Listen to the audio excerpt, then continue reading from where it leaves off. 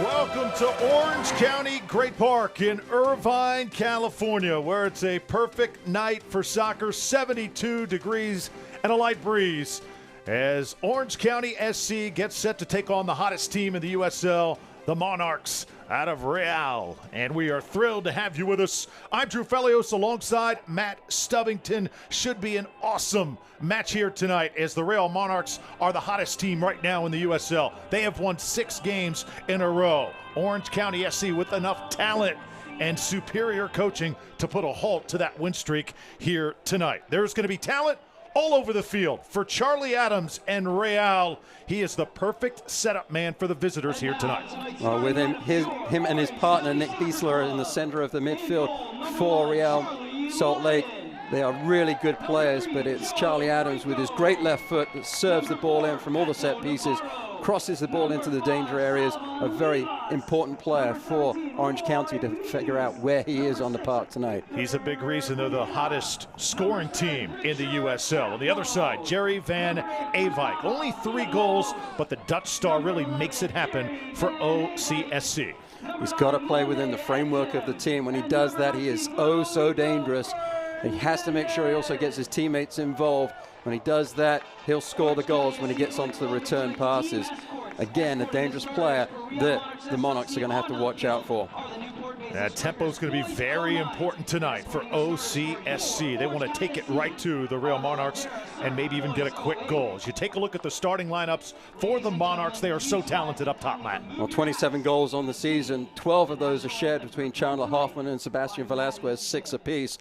Very dangerous team, but there are 12 different players on the squad that have scored this season so far. And for OCSC, as we get a look at their starting lineup, keep in mind Oscar Sorto, their star on the back line, not in the lineup tonight, so a little bit of shuffling back there. Received a red card last time out, but it's going to be a shuffle on the back line. But when you have the insurance of Charles Lyon, one of the best goalkeepers in the USL, makes it a lot easier for the coaching staff to make those changes that are necessary on the back 4. This is only the 2nd game of the year at home for Orange County SC. Last time they were here, a 4-0 domination of Lostos. The kickoff next on the pitch, Real Monarchs and OCSC.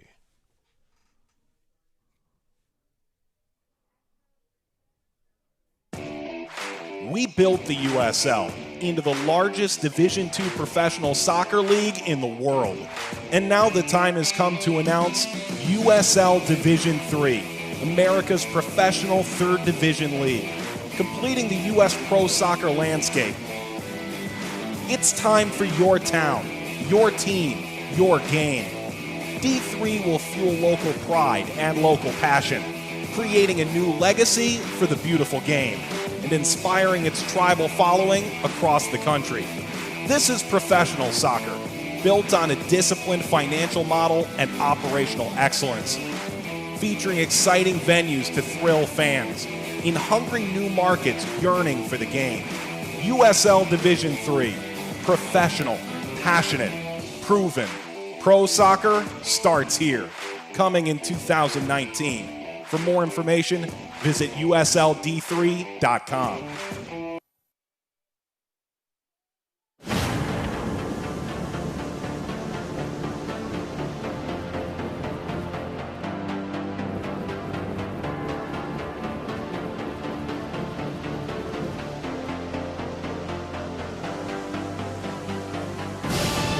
We've raised the stakes. Expectations are high. Our biggest season yet will break records with elite players and future stars, innovative technology, and new homes. We're growing the game in our communities and across the nation. Are you ready?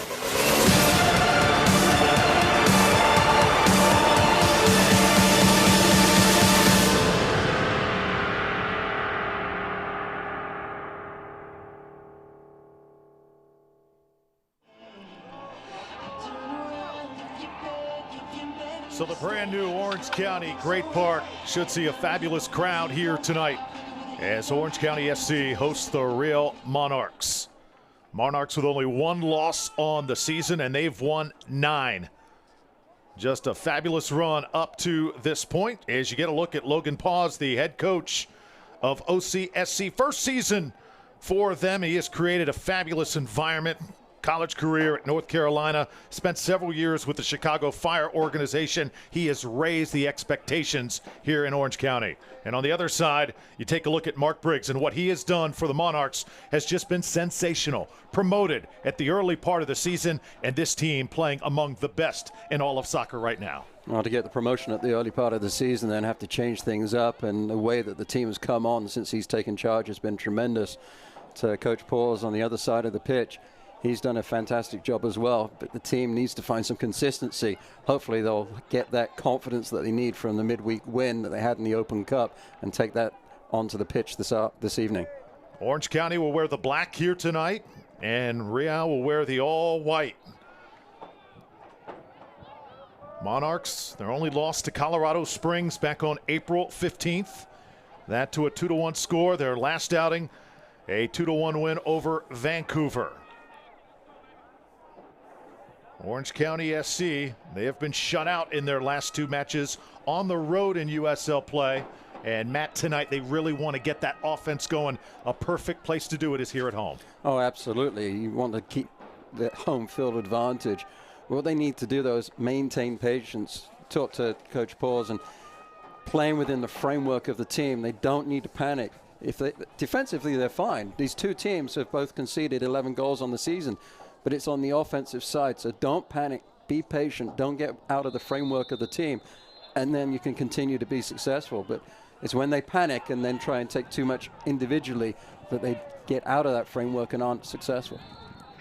Underway here in Irvine, and we've got our first whistle. You mentioned the panic for Orange County. It happened in that Tulsa match that resulted in a 4-0 loss, and already some discussion on the field with some of the players. Charlie Adams was the guy who went down.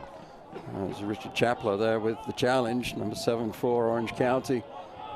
And talking to early in the match from the official. We talked about Adams' great left foot. Served a tremendous corner in their last match that resulted in the 2nd goal for the Monarchs.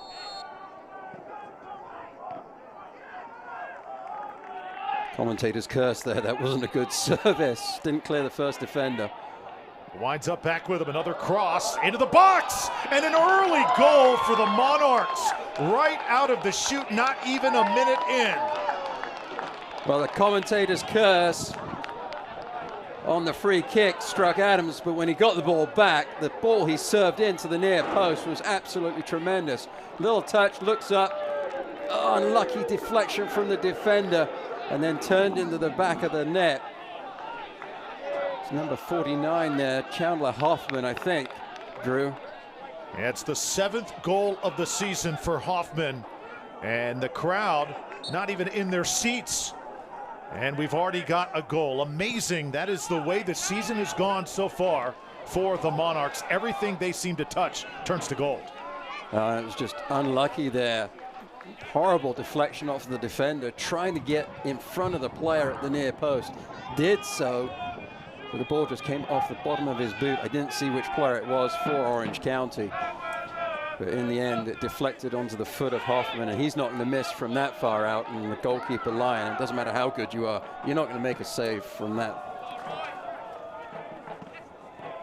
So we talked about the patience of Orange County. That is going to be tested here in the early going as the top scoring team in the USL just got their 28th goal of the season as Lakowecki on the contact there.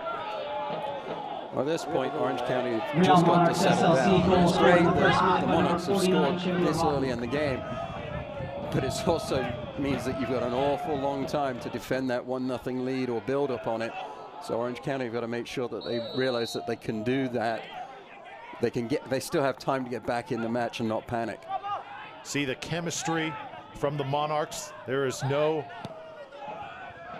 fluke in why they are playing so well. You can tell very, very tactical. Chemistry has just been flowing the best it has ever had. And this is a franchise that is only in their 3rd year of existence. Well, the way the club is building and trying to centralize their whole organization, I think, is part and parcel of that. And building a facility of an academy for their young players as well to be around the professionals. So it's a team that's just going to go from strength to strength. Roy Muse will throw it in for Orange County. The referee saw something off the ball that he didn't like, blows the whistle to retake the throw in. Please check USLsoccer.com for dates and times.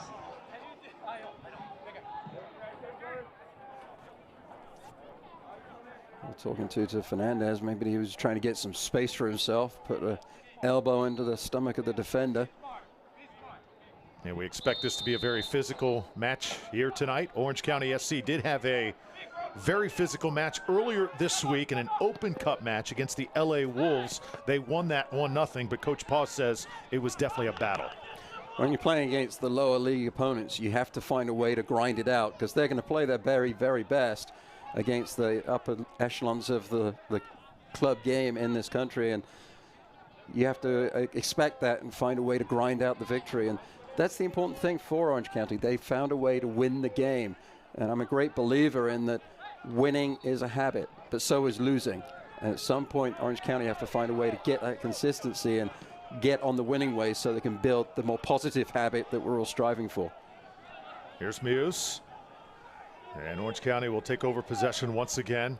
Yeah, that win does not count in the USL standings, but still big for the morale of Orange County SC.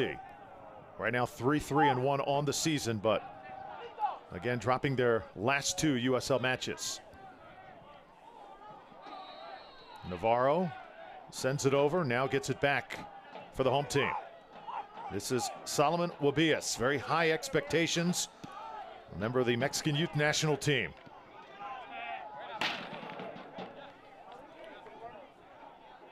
Rolito Fernandez, the touch there for OCSC. Roy Muse-Bond trying to overlap on the left flank. The back heel didn't work, but they still can maintain possession on the throw-in. Pineda sends it upfield. Take a look at number 19, Fernandez for Orange County SC. This, Matt, his final game, at least for the moment, for the home team. He has got a calling that he is going to tend to after tonight. Very exciting for Fernandez. Gets an international call-up for Cape Verde. So he'll be on international duty. Very exciting for him. Of course, when you're struggling to score as a team, you don't want one of your forwards to be leaving, but I know Coach Paws will be able to deal with that. He's got other players, a deep squad. See Fernandez right now working on the left. Van Eyck, his first touch for Orange County. And you can tell he is being marked very tightly by the Monarchs. He's so good off the dribble. Has a tendency to get his head down, so if the Monarchs can put pressure on him, he'll put his head down and then dribble into that pressure and lose the ball. He's at his best where he beats a player, looks up, finds a teammate, and then gets onto the return ball. This is Wabias. Orange County trying to build after conceding about 55 seconds into this contest. This is Andrew Brody, very talented forward for the Monarchs. Did really well to switch the point of attack there, find his center back. It was Gallagher that received the pass. Thought Orange County had pretty good defensive shape, but still somehow Brody found the passing lane to break the pressure. James Moberg, the outstanding center back, former University of Washington star. And now this will go beyond the touchline. There'll be a throw in for Orange County. So there's tremendous competition on this Orange County roster. There's Joe Franco, former Big West Defender of the Year at Cal State Northridge. And we've got more contact, and that time it was Fernandez, the guy who's playing in his final game, going down. Great job by Fernandez, using his size to back into the defender. And Lakaweki there just put his arms over the shoulders of Fernandez. Here's the service. Miyus did a good job with it. The bicycle kick, the nice attempt by Fernandez. And that is what Orange County SC wants to see out of this youngster. A little bit of excitement there for the crowd. Pretty ambitious effort from Fernandez, but ingenuity and imagination in the box is what you need. In the end, it was all very easy for Sparrow, the goalkeeper.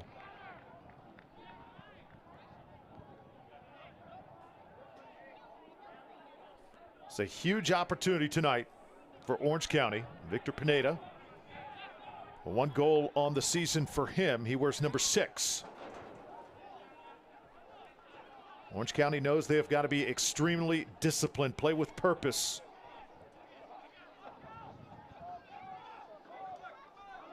Now it's Chaplow.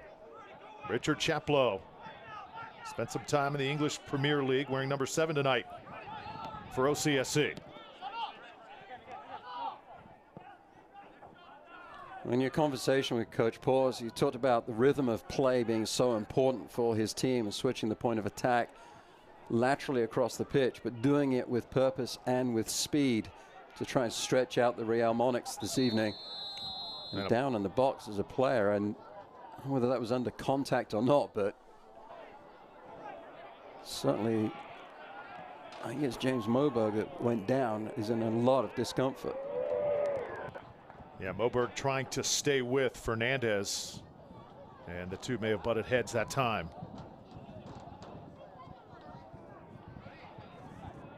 So Moberg, the outstanding center back, will slowly get up here for the Monarchs. I was following the ball, and so I missed the contact, but the referee's putting his card in his pocket, so Fernandez probably got a yellow as well. Your attention, please. The yellow card has been issued in the 10th. Referee almost went for a Burton there. Excited to get back to midfield and almost tripped over his own feet. It is a yellow card for Fernandez. Fernandez comes over, plays this one tightly, and collision again. He cannot believe it this time. He's got to be careful, though, already drawing that card. He's a little bit unlucky there.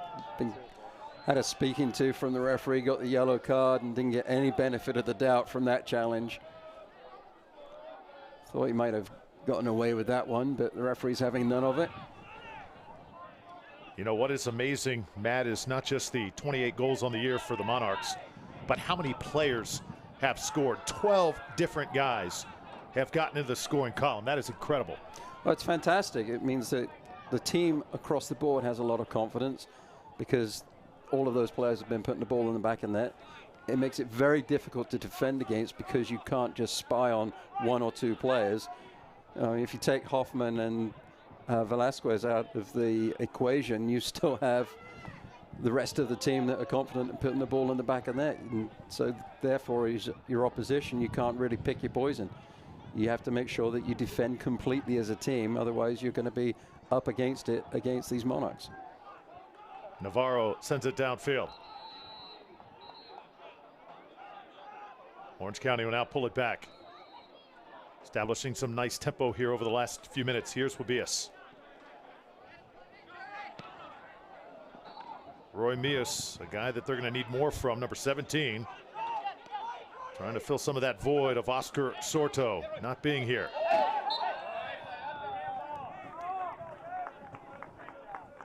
There's a handball there against Nick Biesler, I think. Monarchs doing a pretty good job of making it difficult for Orange County to switch the point of attack. They're allowing it along the back line, but now we'll see them pressing against the sideline and winning the possession there around about the halfway point of the field. So they're playing a little bit soft defense, allowing the possession from Orange County along the back line, switch the point of attack, that's fine. But once they play it into that central area of the park on the sideline, that's when the Monarchs are pressing and making it very difficult and the field narrow for Orange County. Now Lakawecki will throw it in for the Monarchs.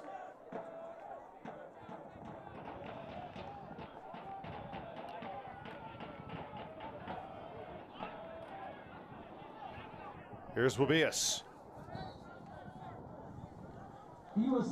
Does Orange County want this to be a low-scoring game, or at home, do they feel like they can win possibly a 4-3 or 3-2 game?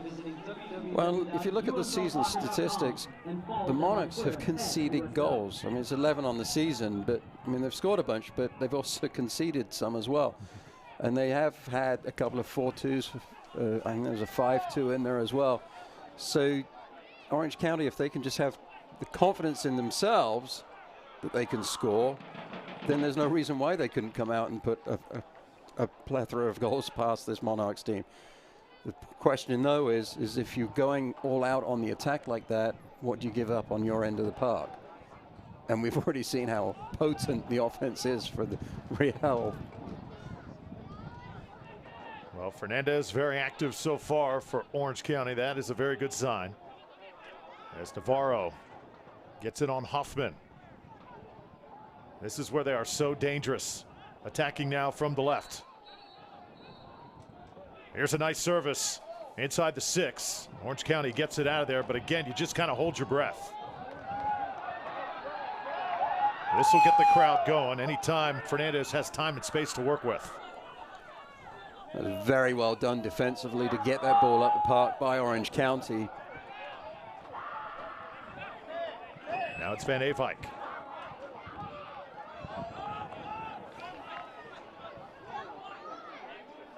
That was a good deep cross in there, but Navarro did very well to head it clear, and then a combination of one-touch passes up the pitch to find Fernandez.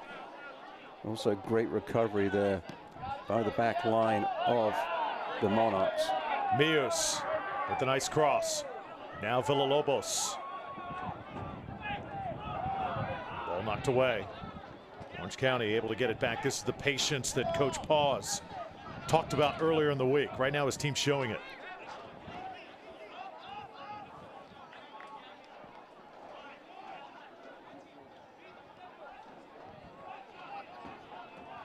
And the ball out of bounds. Franco will toss it in. Important for those outside backs like Franco to get into the attack, spread the width, or create the width, I should say, so that there's room for the attackers to run into. So difficult in the modern game. The defenses are so sophisticated. It's so difficult to get beyond the ball. But if those outside backs can get into the attack, spread the field a little bit, and then go against their opposite number on their flanks, 1v1, then they can create some opportunities in the attacking third. Drew Felios, Matt Stubbington here in the 17th minute. USL action. Real Monarchs have a 1-0 lead over Orange County SC. Just a perfect night for soccer in Irvine. Orange County SC conceding just 1 minute into the contest as Chandler Hoffman was able to knife through the defense. Now Coach Paws, his team, a little pressure has been put on them early in this match. High expectations coming into this season for Orange County. They've got great competition across the board. They feel like they've got the talent in place. They had a favorable schedule early on in the year, but now things really get tough tonight with the Monarchs at home.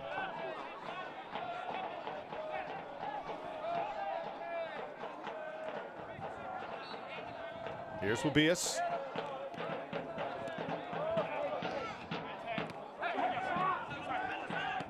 Now Brody.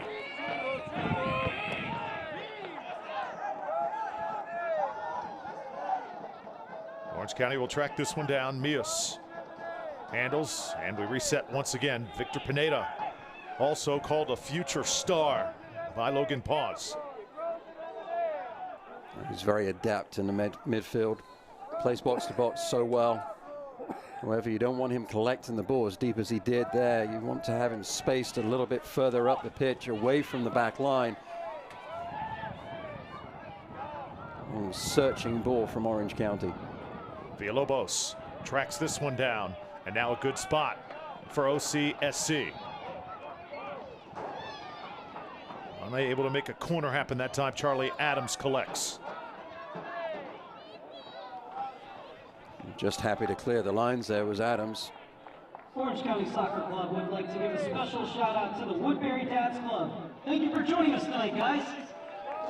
That's one thing that both of these organizations have in common, the development part. I think they have got it down to a T, especially the Monarchs, who are putting the finishing touches on a special facility that will open later on this summer, the Zions Bank Real Academy. Just another reason why this program is just doing everything right. The Monarchs, along with Real Salt Lake.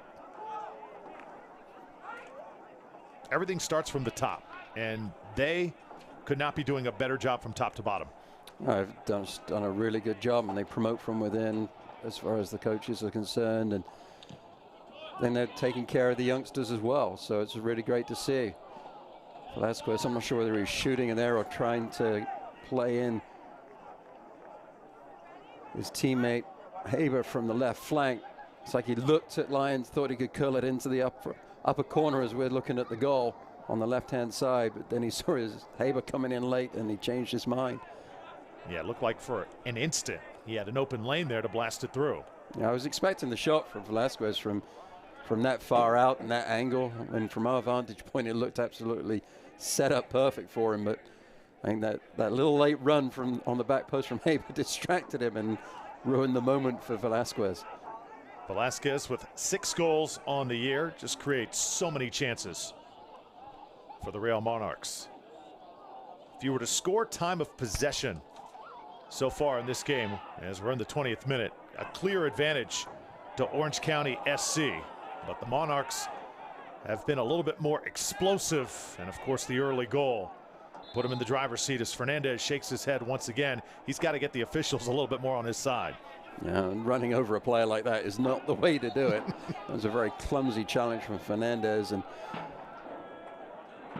already on the wrong end of a red card this season. Soto last time out was red carded probably maybe 2 minutes later into the match than we are at this moment in time, and that was a game that Orange County were well involved in and very competitive in, and then unfortunately Soto, he gave away the penalty, which Lyon ended up saving. He also got sent off as well, and from that point there, it's Orange County were really just up against it and weren't able to get on the right side of the score ledger against Oklahoma. Matt, you've been on that sideline. How demoralizing is it when you have to play with only 10 guys, a man down so early in the match? How tough is that on morale and everything else? Well, it's really tough on morale if confidence is low. Sometimes it can happen that it's a red card that gets the team fired up and it's all hands on deck and you pull together. But if you're a team that's struggling to score, it makes that uphill battle feel like you're cycling up the Alpe d'Huez in the Tour de France and you'll never get to the finish line. And it makes it very, very difficult. I mean, if you're scoring goals and your confidence is high, then it's a lot easier. Nice cross, and the shot saved. The rebound is a little bit high. The Monarchs nearly had goal number 2. Daniel Haber could not put it in the back of the net as Lyon was tested big time. He was like the Jolly Green Giant there in goal. Big in net was Lyon. Fantastic goalkeeper for Orange County. Turnover, the square ball along the back was disastrous for Orange County, but there's the goalkeeper down to his right for the save. Gets up quickly, and quite frankly, Drew, Brody has to do better from that far out on the rebound. He was very disappointed, and rightly so, to miss from that close on the rebound. It came to him quickly, but he's got to do better. Yeah, we've certainly seen some cracks in that back line up to this point for Orange County. And the Monarchs are exploiting it. It's a fantastic reaction save from Lyon there in net. He had to get down and out, close the angle on the shot so quickly. Let's think about the goalkeeping position. It's a very geometric position. The goal line is the base of your triangle. Where the ball is the point of the triangle, and you have to get into that point of the triangle and make the base look as small as you can. And that was just a fantastic job from the keeper from Orange County. First corner kick of the match coming up. A good job by Monday, a team, forcing that one. Well, if Monday can give Orange County a spark, that would be huge. This is only his 4th game suiting up for the home team. He's got to get involved on the flank. Him and Villalobos on the other side. There comes the in-swing. Not enough air under that one, as Bessler sends it downfield. Disappointing set piece. You've got to beat that first defender. If you're going to play it into that near post area, it has to be driven with more purpose than that effort there from Orange County. Pineda. Fans starting to slowly get into this game. Fans, stay up to date on the latest USL news and information from around the league. Tune into the USL Coast to Coast with Mike Watts Mondays at 9 p.m. Eastern on Sirius XM FC Channel 85. Also, don't forget Sirius XM FC will air the USL Game of the Week. Please check USLsoccer.com for dates and times. Now it goes over to the Monarchs. Boy, Fernandez just cannot get a call. I think that was the right decision there by the official, but Fernandez trying anyway, which way he can to get something going his way. He looked like he was a little bit hobbled, feeling his thigh as he came out from that challenge. Pineda.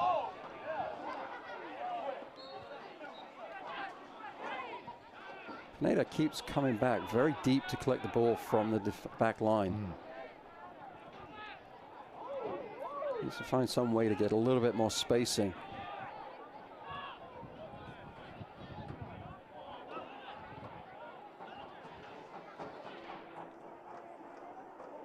Velasquez.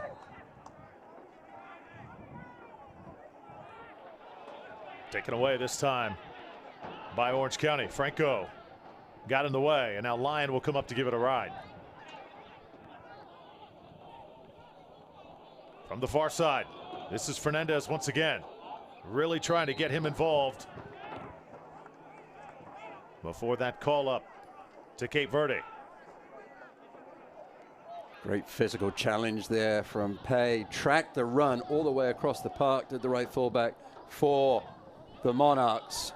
And then shoulder to shoulder just knocked Fernandez off the ball and was able to deliver a pass to a teammate up the pitch. Although the Monarchs weren't able to maintain possession once it got into the middle third.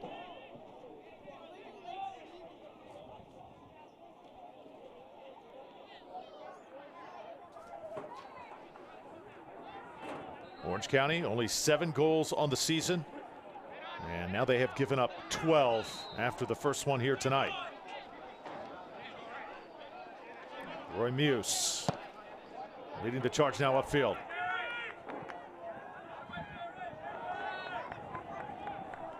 And that ball won by the Monarchs. Andrew Brody. A tremendous one-on-one skill by the Monarchs we're seeing in this first half. Hoffman went down that time right near the touchline. Clumsy challenge there from Navarro, I think it was. Fortunate not to give up the free kick, I think. Again, Pay on the right back position for the Monarchs, playing great defensively. I thought that Van Eerwijk would have got the better of the right fullback for the Monarchs, but Pay was having none of it. A little fancy footwork, dragged back with the ball, and then finds the teammate up the pitch with the outside of the right boot. Lovely skill from the right back.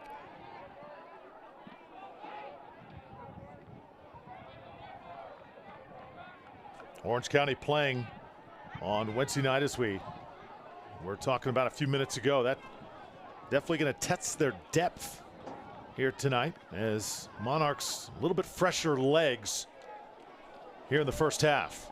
Here they work again. Velasquez just outside the 18, and it's going to be another corner kick coming up for Real. One of the strengths of Velasquez is that he has a tremendous change of pace, and there's an illustration there. Franco, the right fullback for Orange County, was equal to it. You want to beat a play, you got to change one or two things: your direction or your speed, preferably both. Velasquez tried the speed on that occasion, but that wasn't going to fool Franco, the experienced right fullback. Now Charlie Adams. This is the guy they want in this spot. Right on top of the 6. And a little too much traffic in there that time. And the whistle, Orange County will take possession once again. And that was a different corner kick from the one that we saw from Orange County. This has more pace on the ball going into that near post area, which makes it a lot more dangerous than the effort that we saw from Orange County just about 5 minutes ago. Personally, I prefer the corners a little bit deeper to allow your forwards and midfielders to run onto the ball. But if you can get that flick at the near post area, it can be a really dangerous effort. It was a high kick that time, which stopped action.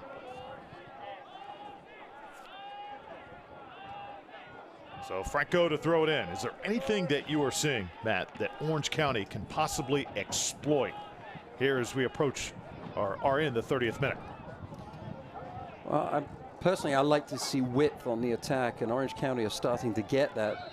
But when they've tried to get down the left flank, Pay, the right fullback, has really been equal to that. So there's got to be some balance. You've got to go down the left and the right flank. So Monday team and Franco have got to find a way to get up the park more consistently.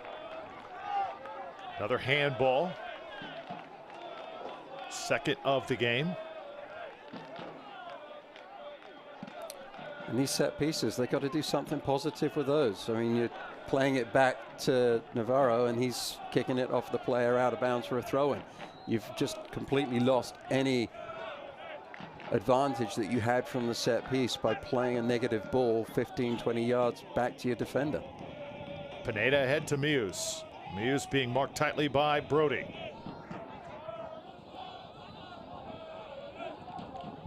Van Aveyk, this is the guy they want. In the middle of the action for Orange County. Franco.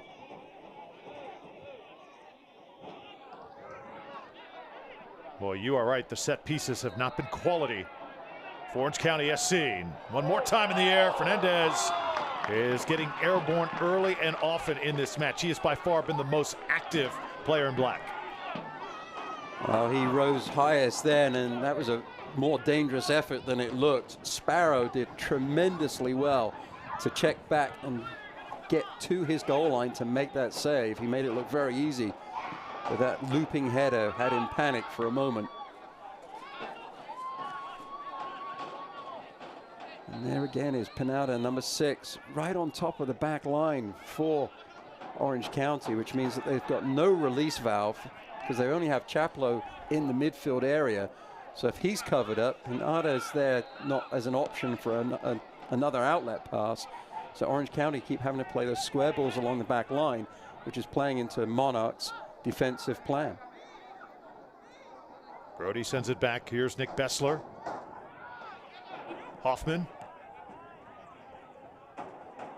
Nothing working that time for the Monarchs. One goal scored by Chandler Hoffman, his 7th of the year. And that's all the scoring up to this point. Charles Line is consistent as can be so far this year for Orange County SC. He's played in every minute of every match. Been called upon to make a huge save to keep the scoreline at 1-0. Nothing that he could have done with the goal that went in. Ball deflected into the path of Hoffman, and he put it in from just 3 yards out. Great tackle in the box. Lakawecki gets right back up. That's tremendous effort from number 47. It was a good effort there, 47 there. Lakawecki to get into the box. And look at this challenge there, right at the last moment by Navarro to win the ball. Had to make sure of it, Drew. Was able to make sure of it just enough to not concede the penalty kick.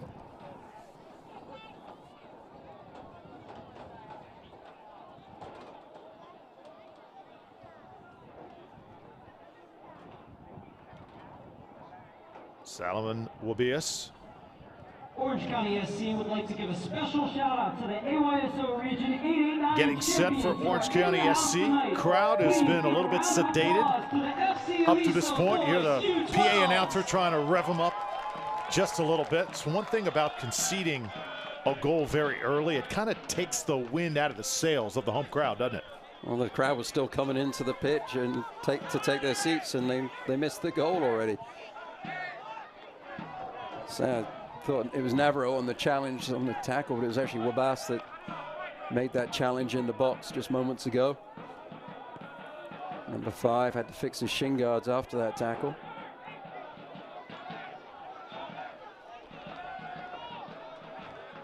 Here's Navarro. Wabias also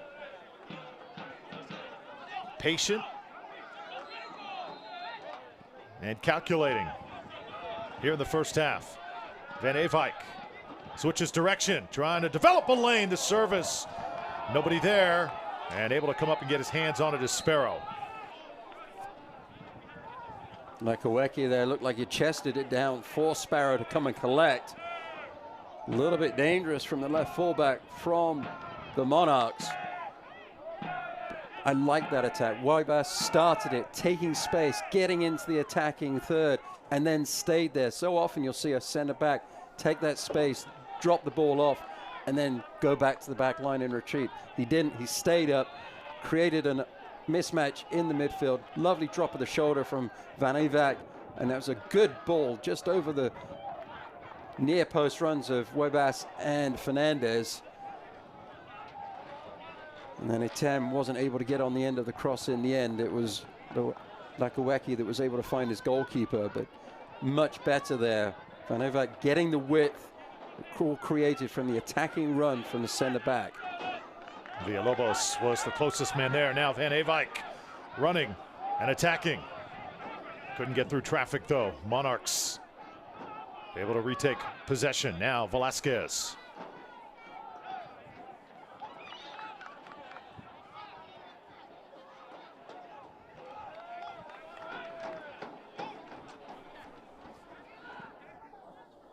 Taylor Pay wide open for Real.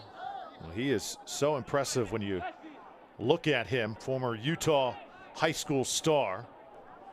Got tremendous size. Just another added weapon for the Monarchs here this season. He's very athletic, quick on that back line. Here he is. Sends it back now. Velasquez working again. Defense in place for Orange County SC. Velasquez, though, able to win it back. Couldn't get it through the wall, though, in the back line. Great defensive effort there from Fernandez, coming back from his forward position to win the ball on the check back defense.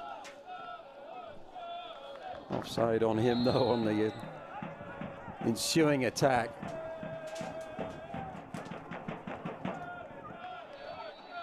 Rolito Fernandez issued a yellow card early on. It's been a little bit quiet since then. And once again, will answer his call up to Cape Verde. Will play for the national team there. Monday, a team. This guy is going to be counted on, especially when Fernandez moves on. Monday out of the Montverde Academy. Tremendous soccer played in Central Florida. This young man's going to be special to watch. He definitely is, but he's hobbled at the moment. The athletic training staff coming on to look at him. Simi Simkovic, the head athletic trainer for Orange County. So it'll be interesting to see whether he comes back onto the field of play. The referee held things up for him, the team to get looked at. Looking at him on the far sideline there, it looks like he's limping a little bit on his left leg, and as he went to the sideline, Drew, it looked like he was holding up in the upper hamstring area, so hopefully it's not too serious, but it's not looking good right now. That is not a good sign at all for Orange County. And now he is going to be helped to the bench. So Dusan Stevanovic comes in for Orange County SC. He will be the replacement. This guy, a fabulous story, as he made the team going to open tryouts. How often do you see that? Makes the team, has been a major contributor. It's not often that you do see that. Attention, please. Orange County SC. But it's great that these teams do have open tryouts. They're open to the fact that there are some great players in and around the community that may be able to help the squad, especially with these developmental teams. So, you know, dream come true for Stevanovic, and see how he can progress now that he's on the squad. I think you hear stories like that, it certainly gives youngsters hope, especially ones that play in that particular market, to one day suit up for their home team. Stay up to date with all the latest league news and information by visiting www.uslsoccer.com. Approaching the 40th minute here in Irvine, California. Drew Felios and Matt Stubbington. Orange County SC conceding in the first minute to the Monarchs, the hottest team right now in the USL. That's where we stand, 1-0.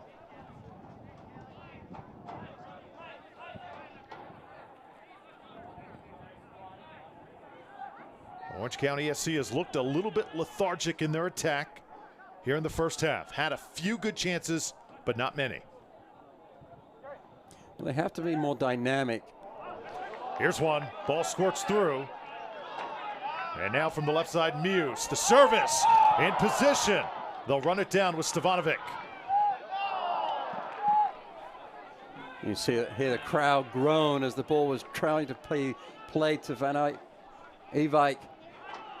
Didn't quite get to him, but that was a lot more dynamic on the offensive end of the pitch there, primarily because the runs were more positive from the midfielders.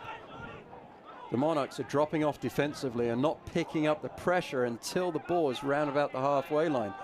It's up to those midfielders, Drew, to make checking runs, the outside backs make overlapping runs, try and get beyond the ball, try and get something going. Unbalance the Monarchs' defense, disrupt the defensive shape that Real Salt Lake are putting on the pitch. Now Abias. Orange County starting to gain a little bit of confidence here. Runs looking a little bit better over the past few minutes. Van Eyck, one of the biggest reasons. Now, he's the one guy that you can just tell every time he touches, everybody on guard in white.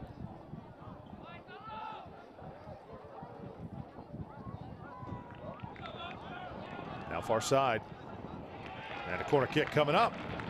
And that's the right fullback, Franco, getting into the attack as we take a look at the flank ball on the left flank, the cross from Muse, just over the head of Fernandez.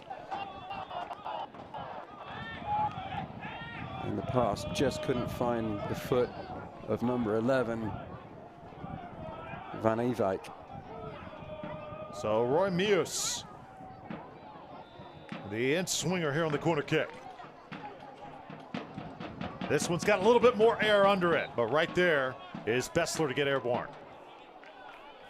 Much better corner kick from Muse on that occasion.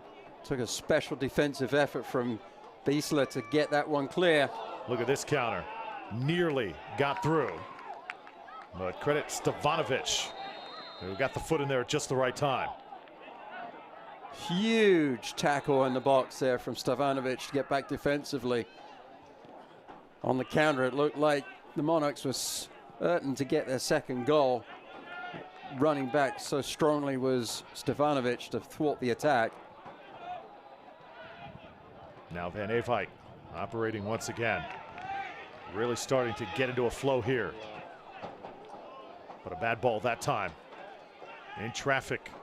Not what he wanted. Stevanovic collects. And Orange County resets. Here's Chaplow. Fernandez, and a high kick that time, and it may have struck Moberg. Those two have collided on several occasions. I'm not sure they'll be exchanging birthday cards anytime soon, those two. No love lost between them.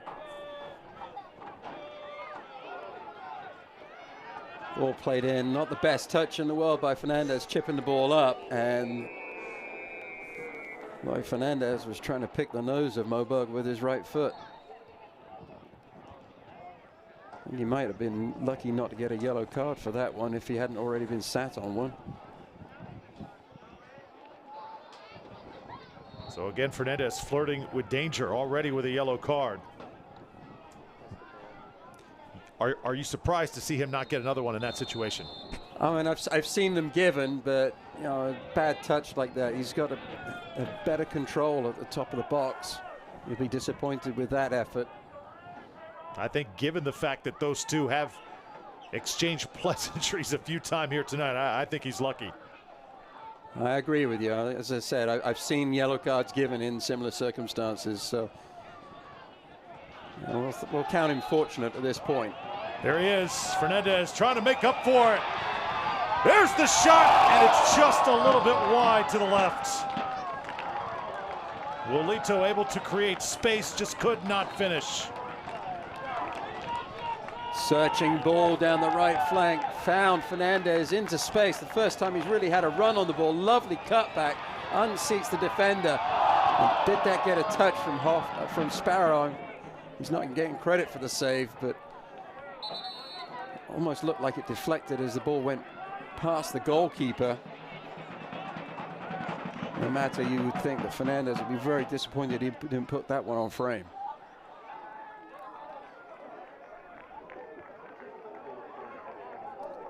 It's been slow, but Orange County have been getting into this match minute by minute, finding a way to try and solve this defensive puzzle that the Monarchs are putting in front of them. I think they're making progress right now. Last 10 minutes, they've controlled the tempo of play. Now pushing everything up, Muse. Defense a little bit slow to get over. Muse, nice service in the box, and airborne once again. Fernandez could not get on it, but contact inside the 18.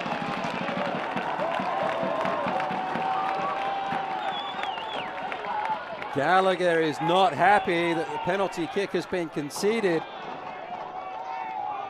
Beautiful footwork on this near sideline from Muse to open up the area to cross the ball in.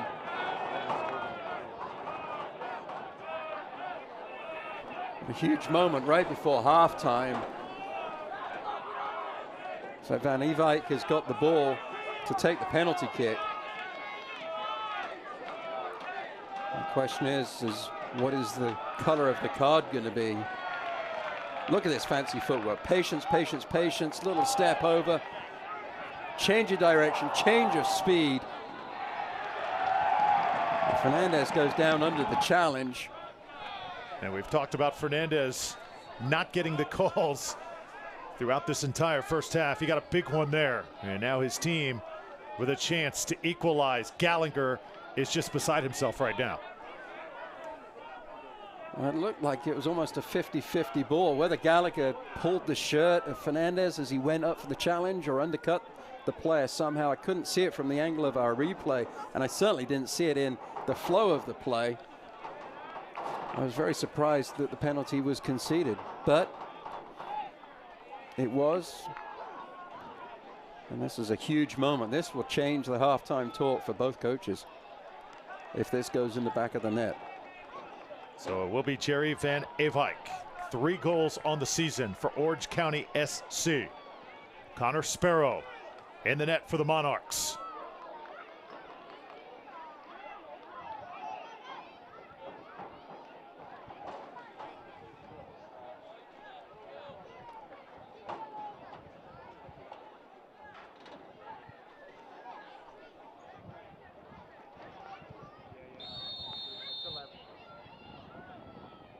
Little hesitation and a fabulous save by Sparrow. Wow. Goalkeeper did really well. Was not fooled by the little stutter step on the run.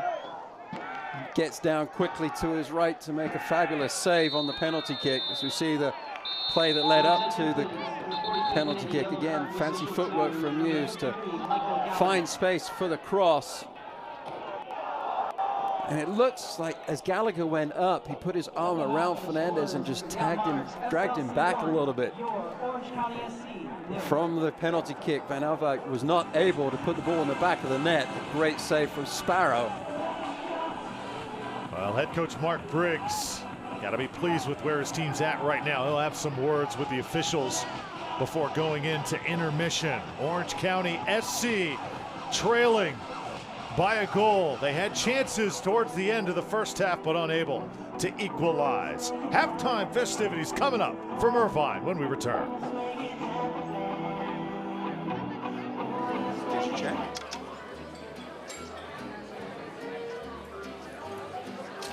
Oh, you got it.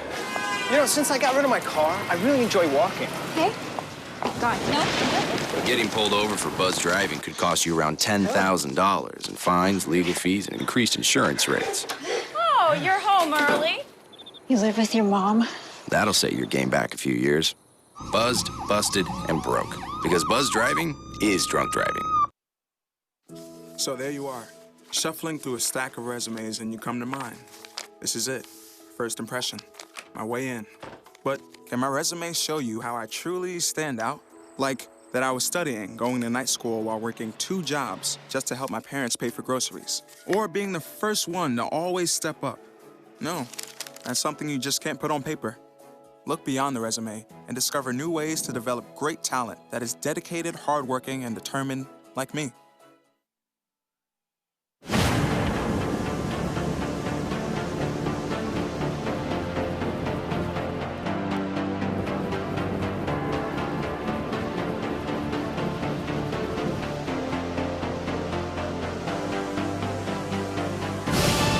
We've raised the stakes.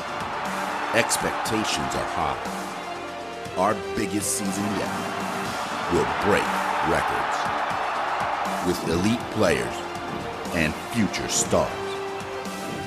Innovative technology and new homes. We're growing the game in our communities and across the nation. Are you ready?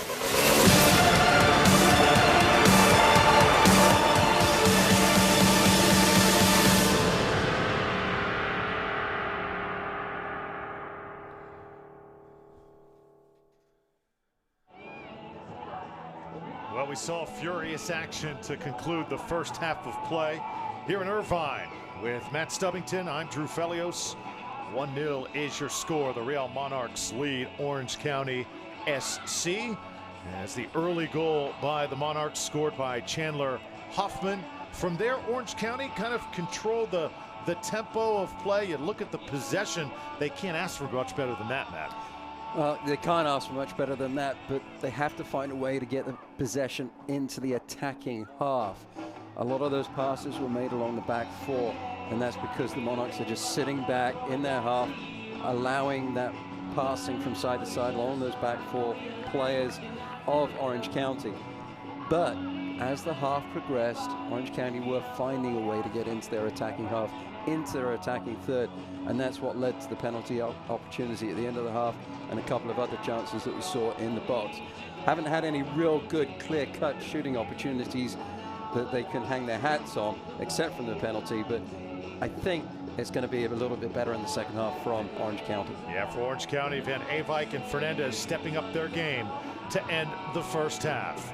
1-0 and more from Irvine in just a moment. Todd's a great guy. I mean, look at him. What a sweetheart. Attaboy. Wait, Todd, what are you doing? How totally selfish and un-Todd-like of you. Come on, Todd. Come on, man.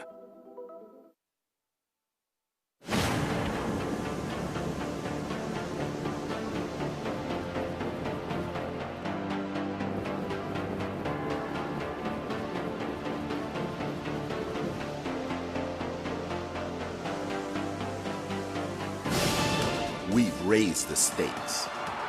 Expectations are high. Our biggest season yet will break records. With elite players and future stars, innovative technology, and new homes, we're growing the game in our communities and across the nation. Are you ready?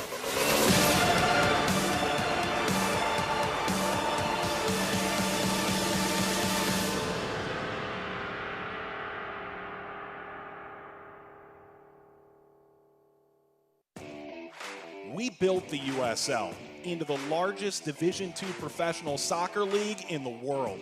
And now the time has come to announce USL Division III, America's professional third division league, completing the U.S. pro soccer landscape. It's time for your town, your team, your game. D3 will fuel local pride and local passion, creating a new legacy for the beautiful game and inspiring its tribal following across the country. This is professional soccer, built on a disciplined financial model and operational excellence, featuring exciting venues to thrill fans, in hungry new markets yearning for the game. USL Division III, professional, passionate, proven. Pro soccer starts here, coming in 2019. For more information, visit USLD3.com. Danny Koenig is getting back into form in his new home with FC Cincinnati. The 2015 Golden Boot runner-up scored 21 goals 2 seasons ago, but struggled to follow up that impressive performance, only adding 4 goals in 30 games for Oklahoma City Energy FC last year. On May 10th, a blockbuster early season trade sent Koenig to Cincinnati, having been held scoreless through 4 games with Energy FC in 2017. But that is no longer the case. Koenig has stepped into his new role for Cincinnati and found himself back in the scoring column, and also as the team's second leading scorer, tallying 3 goals in 3 appearances. Koenig finished with the brace in a 2-1 win against Bethlehem Steel FC, and led his team to a 1-0 win against Toronto FC2. Koenig's goal against TFC2 came moments after he was being treated on the sideline.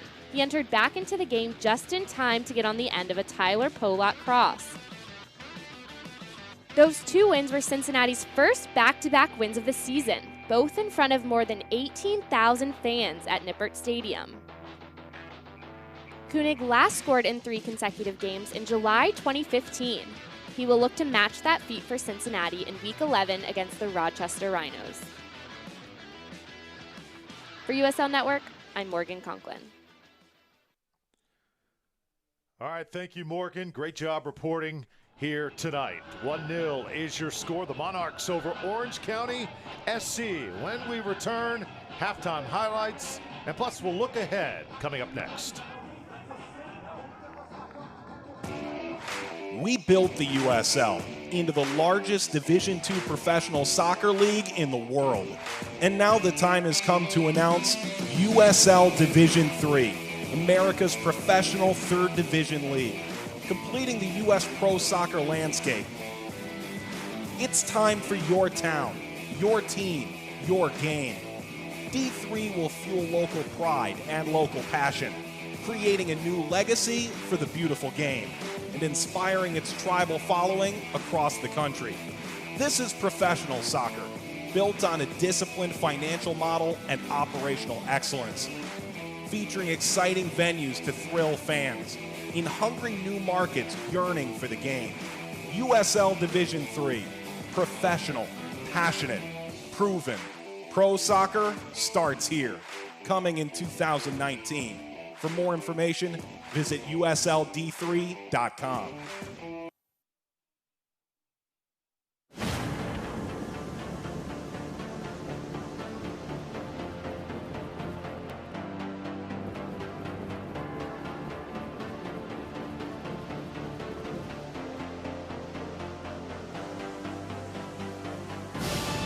We've raised the stakes. Expectations are high. Our biggest season yet will break records. With elite players and future stars, innovative technology, and new homes. We're growing the game in our communities and across the nation. Are you ready?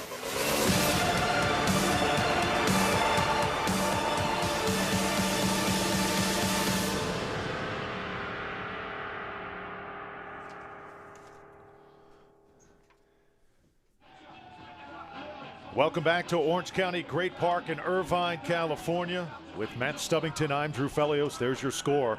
The Monarchs with a 1-0 edge over Orange County SC, the home team here tonight.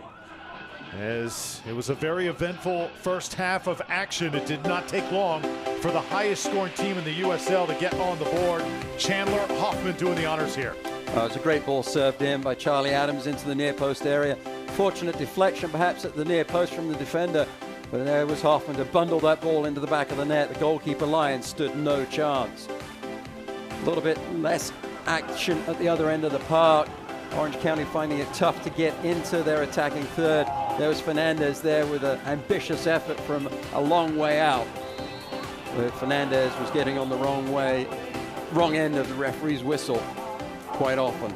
Yeah, Fernandez did collect a yellow card, and you saw Charles Lyon. That was his best moment in the first half. A huge save to keep Orange County in it, and it seemed like Monarchs would strike so quickly.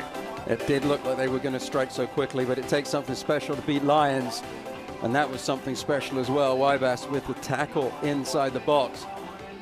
And then you look at Orange County. Poor touch there from Fernandez. Another whistle goes against him. He was perhaps fortunate not to pick up another yellow card for that one. He's already sitting on one earlier in the match. But moments later, he has this moment of brilliance, beating the defender to the inside, but not able to turn that one on frame. And talking about brilliance, here is Muse. Little fancy footwork, step over, crossover, finds the angle for the cross. Ball comes in. Gallagher drags Fernandez to the ground. Finally, Fernandez gets a call to go his way, and a penalty kick is conceded right at the end of the first half.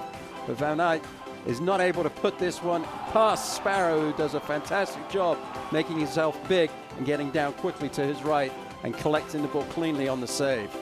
Yeah, I would not say that is the preferred look tonight here in Irvine. The masked fans providing the atmosphere and giving Orange County a home field edge.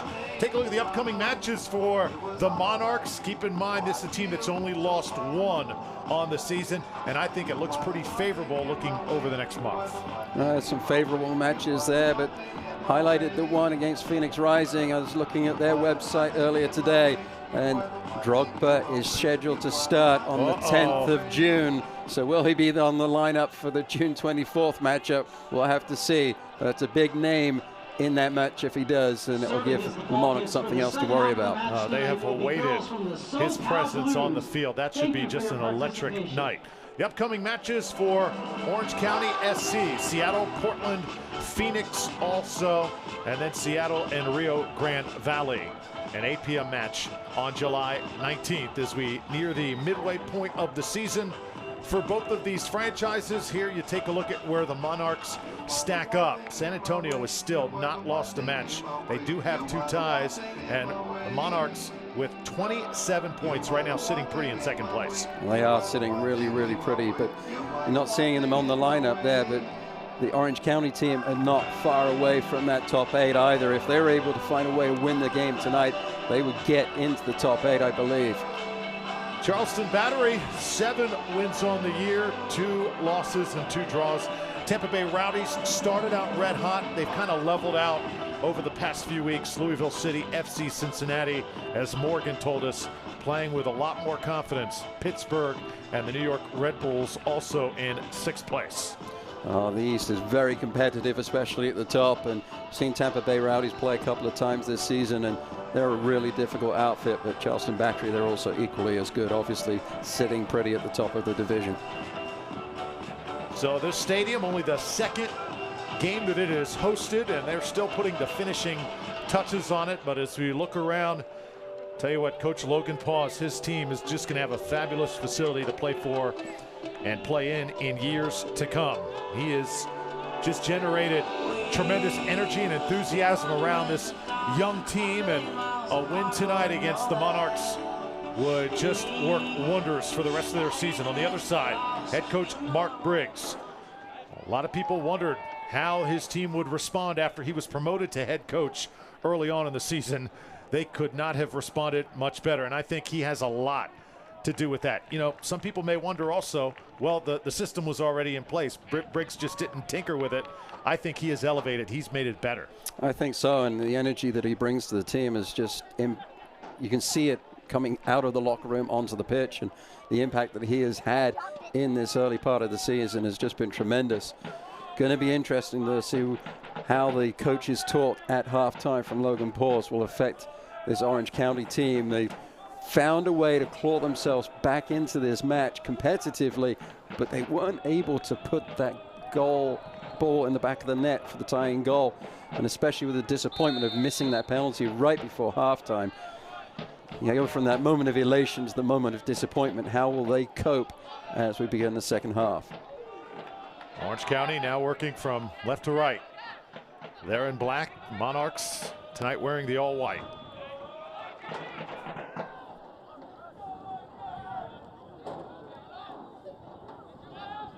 Monarchs now work on the far side.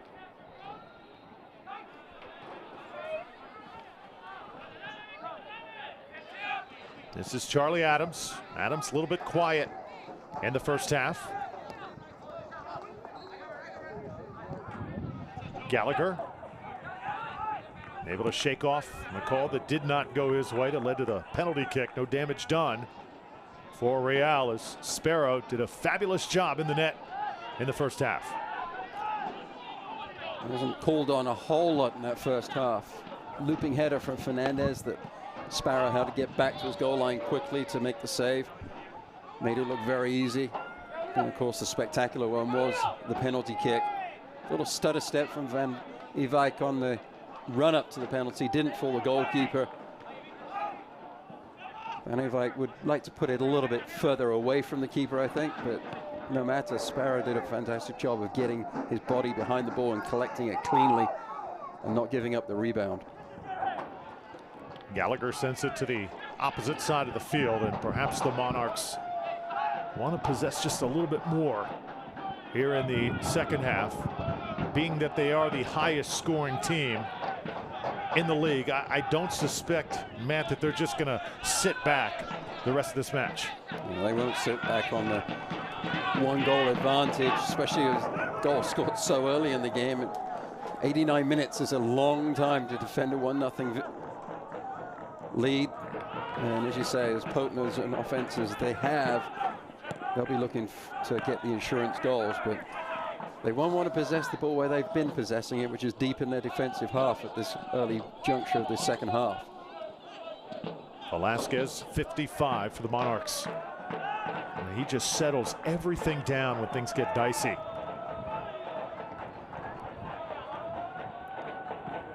Sparrow gives it a ride, and it will sail out of bounds.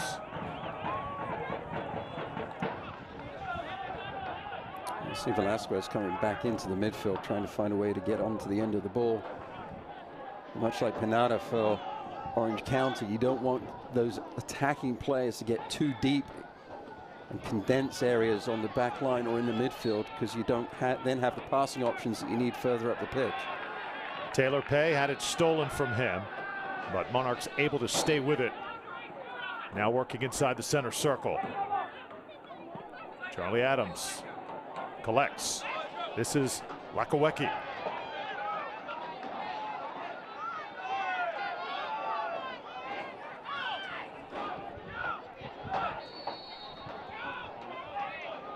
So we will have a corner kick coming up for the Monarchs. Yeah, it certainly looked like it should have been a corner kick. It was Franco coming over for the challenge.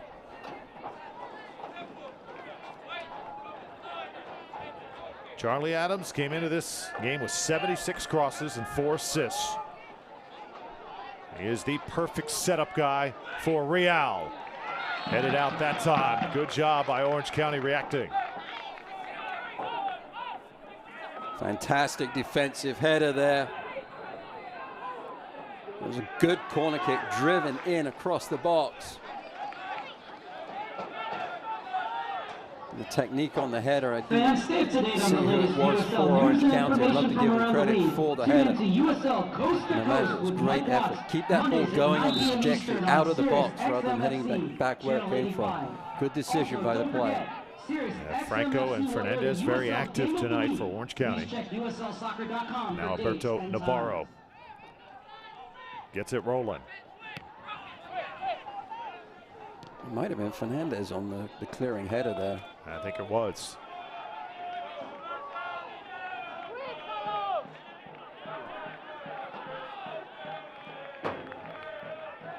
You see there the approach of Velasquez coming in, making it narrow on that sideline. Coach Paul's trying to chivvy up his players, get them passing quicker. He talked in the week to you, Drew, about trying to marry the patience that they need in the game on the attack, but also with the rhythm and speed of play that is required to unseat this Monarchs team.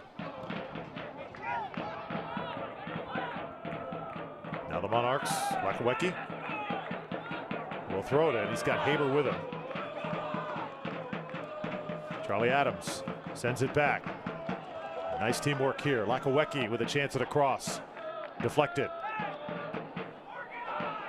Nice little combination there as Adams passed the ball into Velasquez and then continued his run. That Adams, another dangerous ball.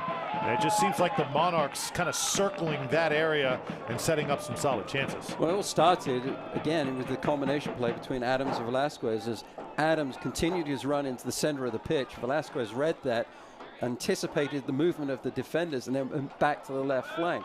And then a good ball played in and a great defensive clearance facing his own goal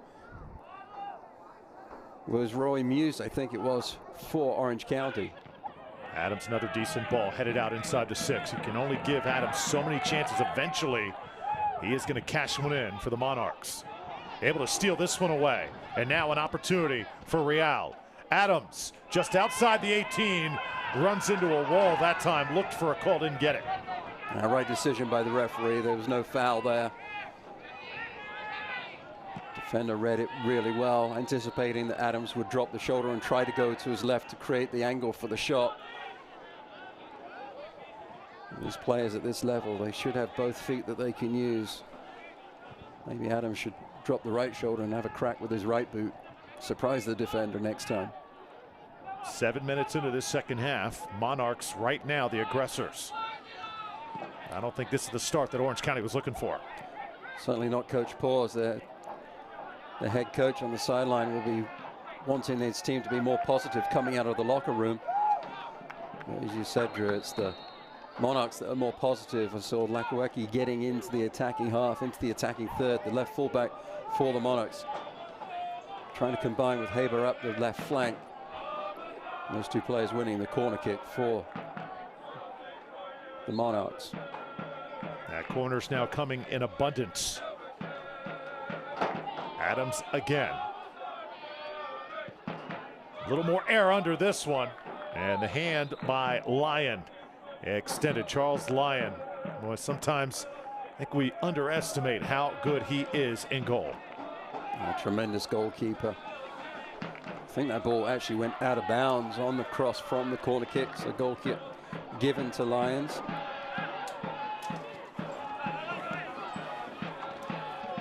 That Orange County has got to establish some sort of tempo here. They do, and they need to do it quickly. They almost 10 minutes into this second half, and they haven't had any real possession up the pitch at all. Now the outside backs getting into the attack. Can they find the cross? This is Villalobos. And Avike's got to be the one to get involved, number 11. He's got it right now. Ran into traffic that time. Velasquez comes up with it for the Monarchs. Again, the Monarchs doing a good job of getting Van Evike's head down, double teaming him on the sideline, making it feel narrow. And there's no way the Dutch player could find any teammate to pass the ball to. It's good. It takes a lot of patience to play defense the way the Monarchs are doing. Human nature, you want to chase the ball. They're just getting good defensive shape, dropping off, and then finding the moment that they need to pick their poison as far as winning the possession of the ball. You see moments like that as Velasquez stealing the ball in their attacking half, but other than that, they're being very patient defensively and waiting for Orange County to just run out of options, then cough the ball up. Yeah, they're winning the 50-50 balls right now. Brody was able to collect for Real. Ball sent back, though. Nick Bessler has a key role tonight. Stepped over that time by Van Avijk. A little bit of frustration there. Coach Paws right now pacing on the sidelines, just waiting for his team to kind of settle in coming out of intermission. Hadn't happened yet. Sometimes it just takes that one play, Matt, that one run to get the confidence flowing once again. It does, and you know, it's good to see Fernandez put in Sparrow under pressure, the goalkeeper for the Monarchs. Poor clearance from the keeper, goes to the midfielder Chaplow. Wasn't able to create something going forwards, but again, like you said, there's moments like that. If you enforce the error, force the issue, it's something positive, and that is something that Orange County need. They've had great moments in this season. The 4-0 victory earlier on in the campaign. I think it was against LA Galaxy too, and so you have moments like that. But then the next week they get defeated 4-0. So they have to find that consistency, and that's something that they all teams strive for, obviously, as the season progresses. But Orange County just they need to find it sooner rather than later. Otherwise, they're going to miss the party at the end of the year. Great point.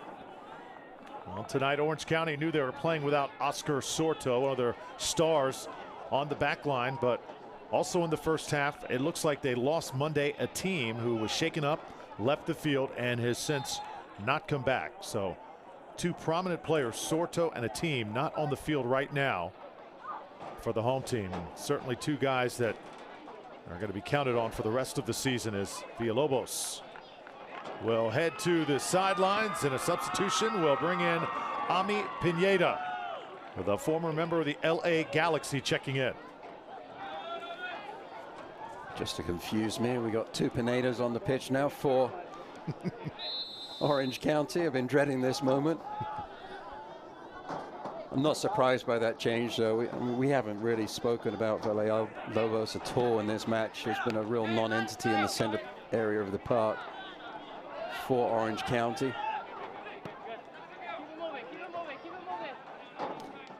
With the coaching staff on the sideline telling the team, keep it moving, keep it moving.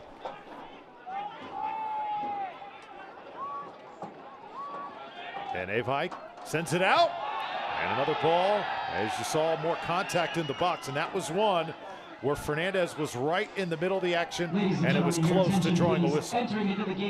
Well, the team answers the call of the coaches. Keep it moving, keep it moving. They did that, switched the point of attack, got down the left flank very quickly. Muse on the cross, and Fernandez was just inches away from getting on the end of it, and it looked like there was contact. I was expecting the whistle from the referee. It didn't come, and the ball ends up on the hands of Sparrow.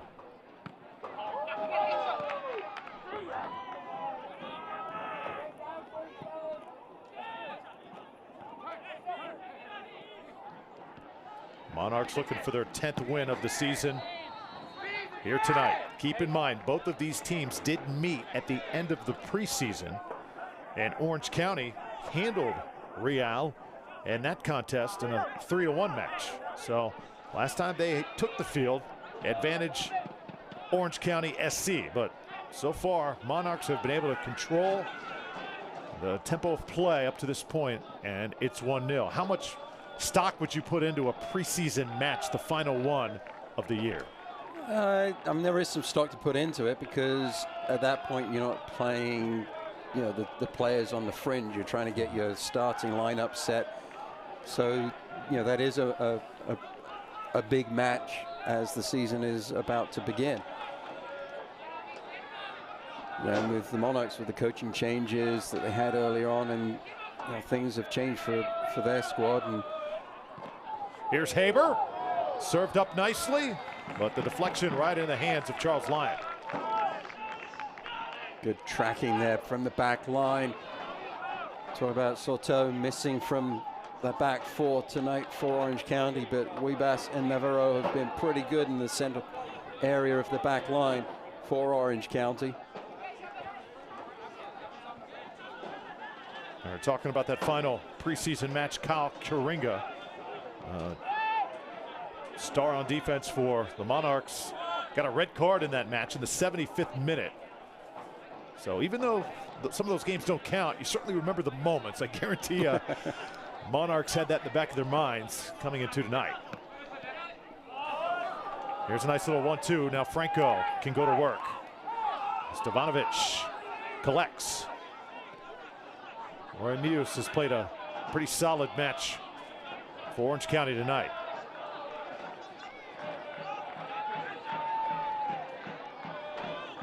Just a lot more positive touches there from Orange County going forwards. Unfortunately, weren't able to get something going into the attacking third. But 1-2 touch passes across the park, getting into their attacking half and switching the point of attack. It makes it difficult for the opposition to defend you. When you hold on to the ball too long, trying to make your decisions, then it allows the back line, your opposition, your defenders, just to get their shape, and then they can anticipate where the runs are going to be coming from and close down the passing lanes. Division professional leagues in the world, featuring some of the game's top talent and rising stars. Now 61st minute. Some openings for Orange County, but unable to get it upfield. Velasquez lines up with it. Velasquez trying to square one up, had the angle for just a moment and shot it just high.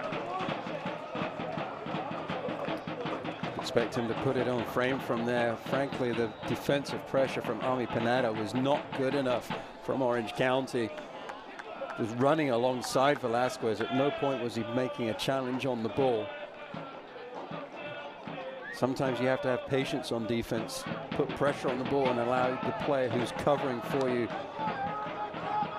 to make the challenge. But that covering player wasn't there, and Velasquez was then able to make the shot, wasn't able to put it on frame though. Daniel Haber exits the match, and in comes Chase Minter to man the midfield for Real.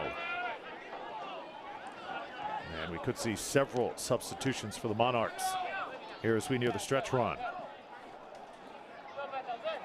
Haber was hobbled a little bit earlier in the half, didn't recover from it. To the sideline he goes. 62nd minute, Chase Hunter replaces Daniel Haber.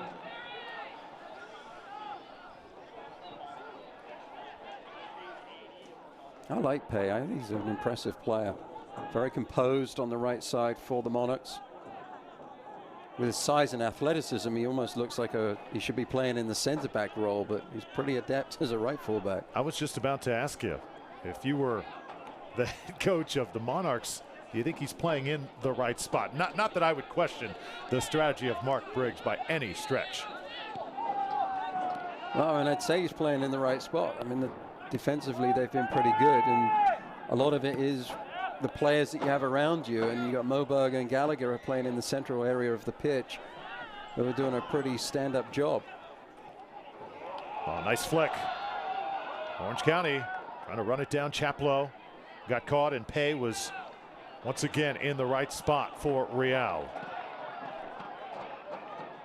So Taylor Pei, the MLS champion a couple years ago, spent 2 years in Portland. Grew up in Utah, went to high school there. Sort of a homegrown talent playing tonight for the Monarchs.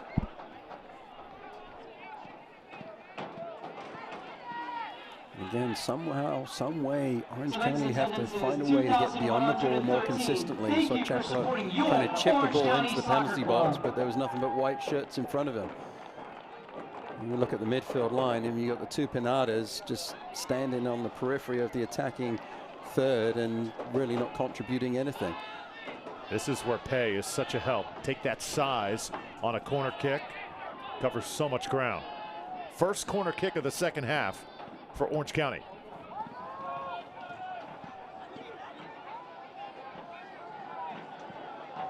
And another one that does not accomplish much. In fact, it winds up with Velasquez and he is always dangerous.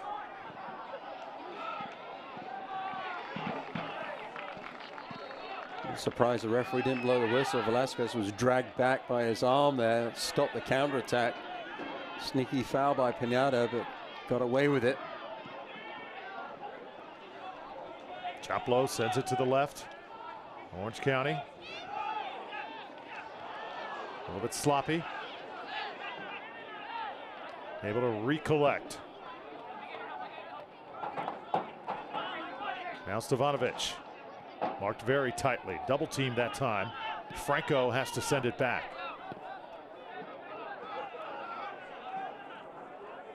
Chemistry a little bit shaky here in the second half for the home team. Yeah, confidence just isn't there, and when they're receiving the ball, they're not looking up to see where the defenders are, where the runs are coming from. This is what they need more of. Fernandez stops, though, in his tracks as he got inside the box. Offside, just started his run Ladies a little and too soon. We hope you will explore the Great Park following tonight's game. Take a ride on the Great I Park. haven't seen that replay. I think that was a little bit of a harsh call. Like he timed his run to perfection. Or just take a stroll through the park. Today marks the opening of a special exhibit featuring World War II era works by Walt Disney Productions. County, they're the Palcourt Art Gallery is featuring decisions a little slower than you would expect from them.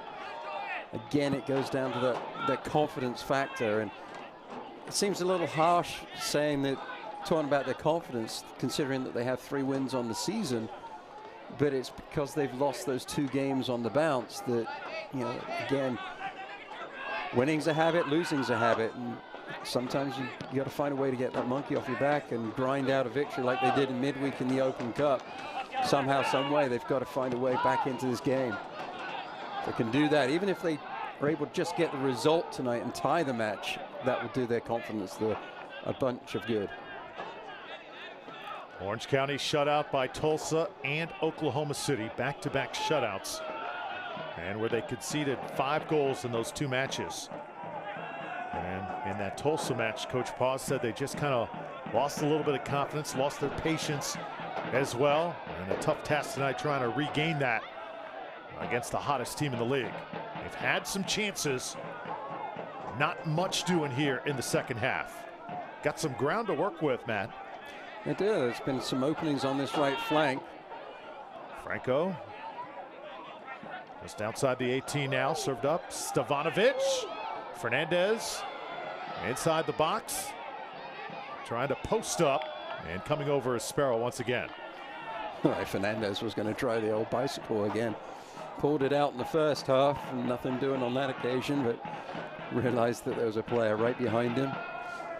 He's already put his boot up the nose of Moberg once this game. I'm sure he didn't want to do it again. Jace Minner, one of 12 players in white that has scored this season for the Monarchs. You know, keep in mind, we're talking about Orange County and how they seem to maybe have hit just a little bit of a slump here.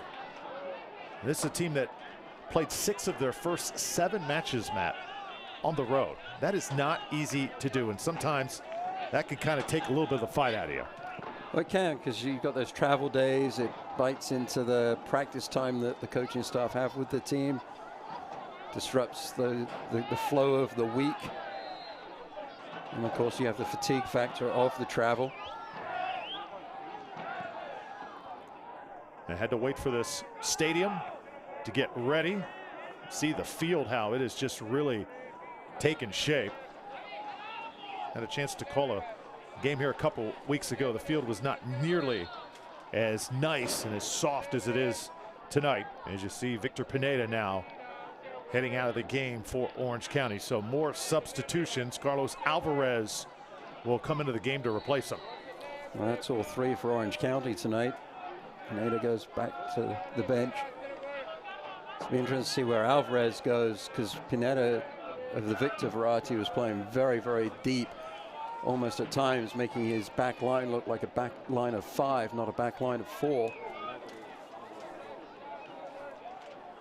Sebastian Velasquez. We're not doctors, but we know when that's going on, it looks like it's cramps. Got to be drinking those sport drinks a little bit more frequently there, Mr. Velasquez. Ladies and gentlemen, your attention, please. Orange County substitution in the 69th Does not feel minute good when you get the old Pineda's cramp in the replaced calf. by number 10, Carlos Alvarez. Especially when you think that it's gone and you stand up and it knocks up on you again and sends you back to the turf. So some fresh legs in the match with Carlos Alvarez. See if he can make a difference in the midfield for Orange County SC. Drew Felios and Matt Stubbington. Hope you've enjoyed it up to this point. 70th minute in Irvine, California. This would be win number 10 for the Monarchs, as they've got a little bit more than 20 minutes to try and hold on here. And Velasquez is back on the pitch. So the Monarchs were only playing with 10 players for a moment there. Give Orange County any opportunity to try and from around the league. Tune in take to advantage USL of Coast the to Coast numerical with Mike Watts Mondays at 9 advantage p.m. that they had. Eastern on Sirius XM-FC Channel 85. Also, don't forget, Sirius XM-FC will air the USL Franco Game of the Week. at Please check midfield. USLsoccer.com for dates and times. As the ball gets sent up, headed by Minter.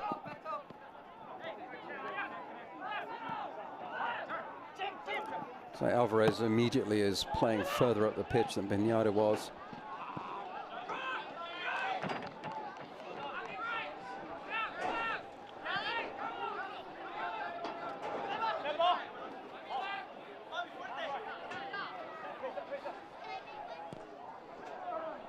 Velasquez's turn, couldn't squeeze it through. Now a counter chance for Orange County SC, but a ball that just sails a little bit too long as Stevanovic was trying to catch up to it.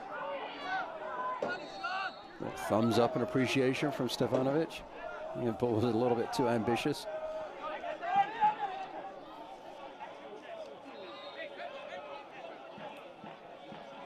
Monarchs defense a little shaky to end the first half, but it looks like they have made a few adjustments and they have taken away any solid chance that Orange County FC has had up to this point. But still, got a lot of soccer to play. The question is, can Orange County create those solid chances once again? It's going to be tough.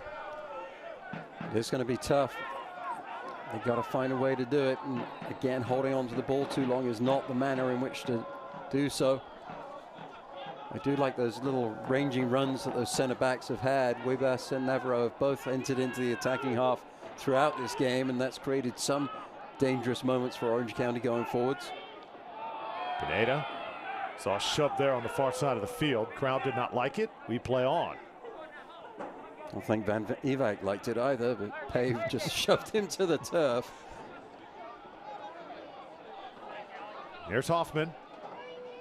Nice and spread out. Monarchs attack from the right side. The cross was on. Ball sailed a little too high. Chase Minter got airborne that time. A little shimmy and shake on the right flank.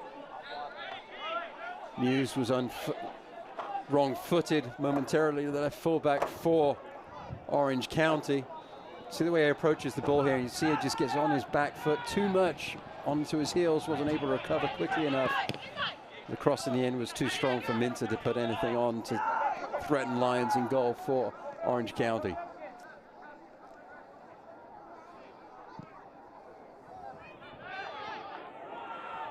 Now quick counter. Real. Orange County defense gets back just in time. And now Chaplow will chase it down. Good recovery there from Webas to get goal side of the attacker. Beautiful use of the body from number 5.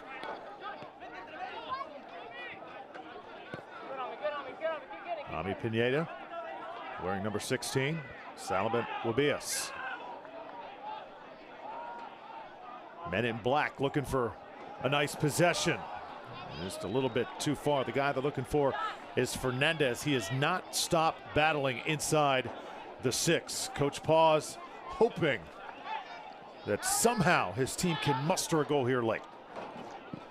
Well, when they make the attacks like that, they do look dangerous, and again, as you said, Fernandez hasn't given up inside the box, and so important for those center forwards. Just keep making run after run after run and not give up on the ball, because certainly you might have that opportunity to poach one inside the 6 and get your team back on the right side of the ledger.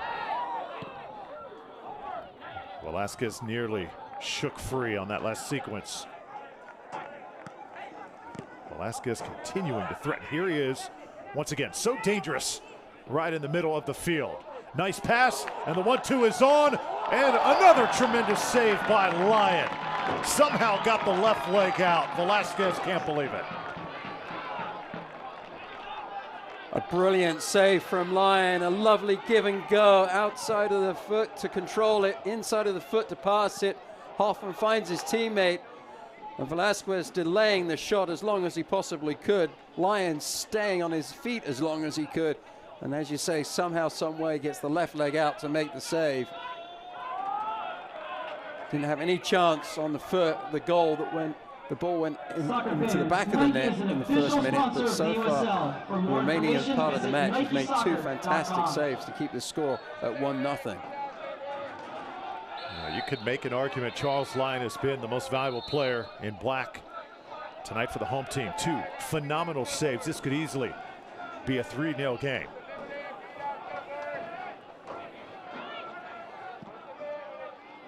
Monarchs not done threatening.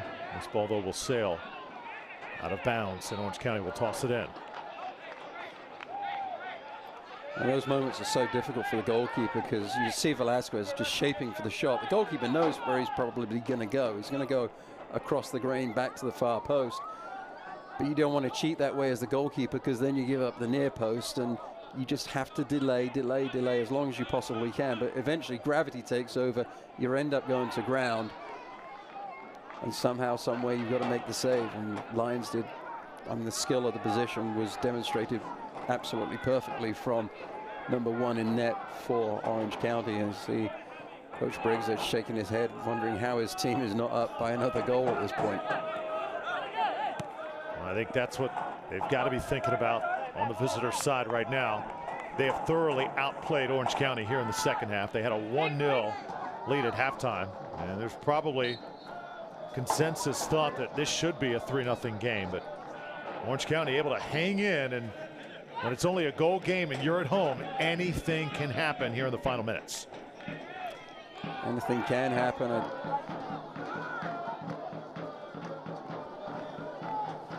How good also is Velasquez? I think he's been really impressive.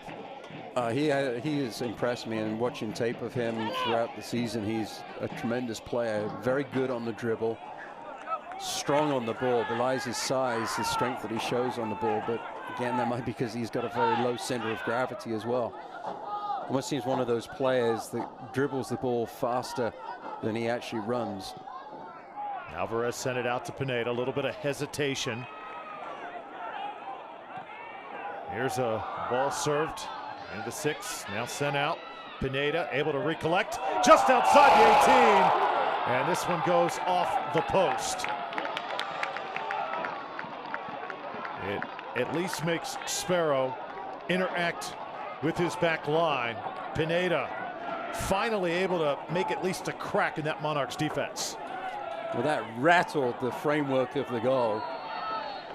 Hit the stanchion behind the goal, though. It looked a little bit like it hit the crossbar from our angle. But that was a thumping shot with the left foot of Pineda.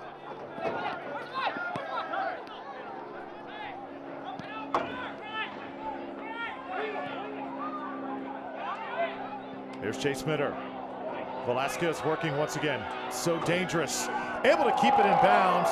The cross was right there, and the ball caromed out. An opportunity for Taylor Pay to get on the board, but the defense for Orange County denies him. Again, Velasquez so dangerous deep in his attacking third, creates the opportunity. He had teammates around him. Look at Hoffman there trying to get to the penalty spot. He knows where the ensuing pass is going to be. Velasquez almost found him. And on that far sideline, Lyons had to make the save. This time Fernandez gets his head on it. Another corner kick coming up. I said it was the defense. It was actually another fabulous save by Lyon in goal. Otherwise, Pei would have had goal number 2. Well, Pei coming from the right back position on the shot, and Lyons getting across so well as the goalkeeper to make the save. A little bit more altitude on this one. And now here's Pei running it down.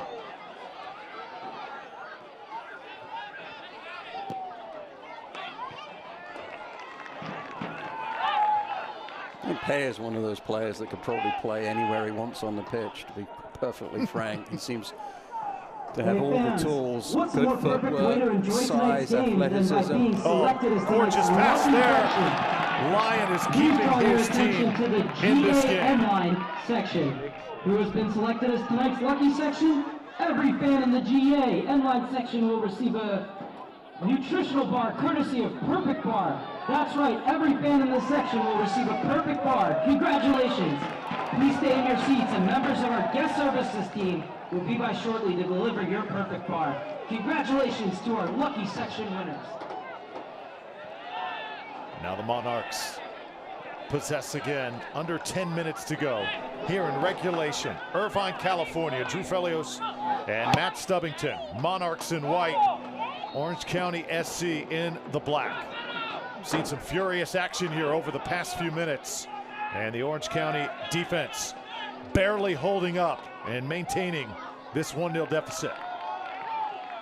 Good job there from Hughes to get goal side, win the ball, and find his midfielder Chaplow. But if it wasn't for number 1 in net, we'd be looking at a scoreline of 4-0 at this juncture. Lyons has come up with some huge saves in the last couple of minutes. And a push in the back. Possession will go over to Orange County. Nick Bessler had a solid game tonight for Real. Ian Adams in that center area of the park for the Monarchs. As you say, they've been solid. But they've also been fairly quiet. They've done the little things that they need to do and just allow the team around them to get on and play the game, because they are so solid in the middle of the pitch. Best opportunity for a goal for Orange County came in extra time in the first half as their best player Van Avijk had a penalty kick. It was denied by Sparrow. Orange County with another chance, in Sparrow there, right place, right time once again. Alvarez just looks over at Stevanovic and wondering why the ball wasn't pulled a little bit further away from the goalkeeper. Sparrow made a nice job of that.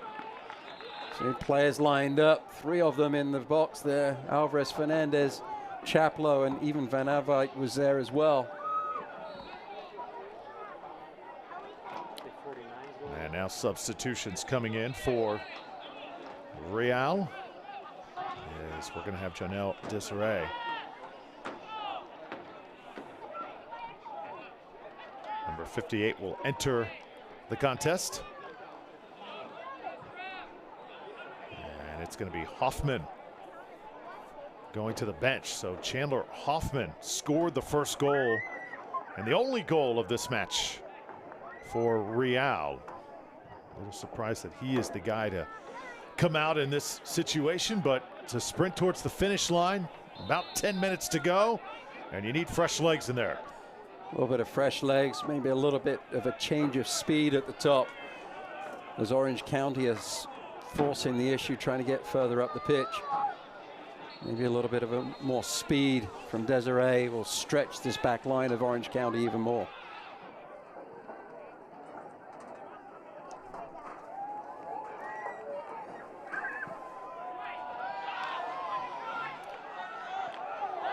Served up a little high. Here comes Lakowecki out of nowhere to keep possession for Real. Gotta love the effort by these Monarchs. This is why they are one of the top teams in the league. They do not have many lapses or lack of efforts. Every guy going all out at all times.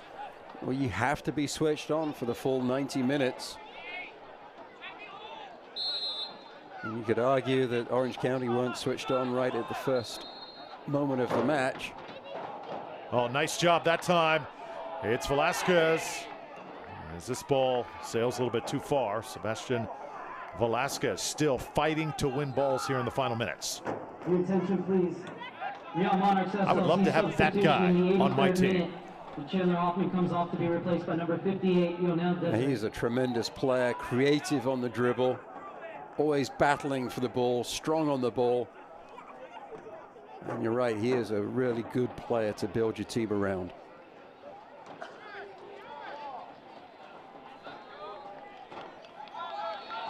Chaplow now leading the charge for Orange County. Do they have one or maybe two good chances left in them? The defense for Real has just been sensational here in the second half. Van Avijk with it right now. Been so quiet in this second session. USL is one of the most prominent. Again, I've talked about it throughout the match. You see how the defense forced him to the sideline. They didn't win the ball, but they made him play the ball backwards. Now the entry. This is Franco trying to get behind that defense, and he goes down inside the 18. Not so good on the right flank as Orange County switched the point of attack, but they've been doing that to Van Avijk pretty much consistently throughout this game and made life very difficult for number 11 of Orange County. Expected him to have a little bit more of a role here in the second half, but credit the Real defense. They have just answered, and their game plan has worked to perfection. Carlos Alvarez now sends it back to Chaplow. Everything that Orange County has gotten any chance, boy, have they ever had to earn it. Here's Van Avijk again. Finally, a little bit of an opening, trying to take things into his own hands. Gets the shot, but Sparrow there once again. And that was better from Van Avijk. I know the shot wasn't of the quality that he would expect from himself, but he was able to beat the play on the dribble and then looked up, saw the opportunity for the shot and took it. Much better from him. So one criticism I've had of seeing him play this season is that on occasion, and we've seen moments of it tonight, is that he beats a player and then takes the ball a little bit too far forwards into pressure, gets his head down, and then ends up losing possession. Stevanovic that time was looking for it back, didn't get it. Bicycle attempt. Alvarez in the middle of everything. Fernandez in his final minutes playing here for Orange County. Able to keep it alive with the header. Now running it down, Stevanovic in the corner. Sense of urgency right now for OCSC. And they'll throw it in.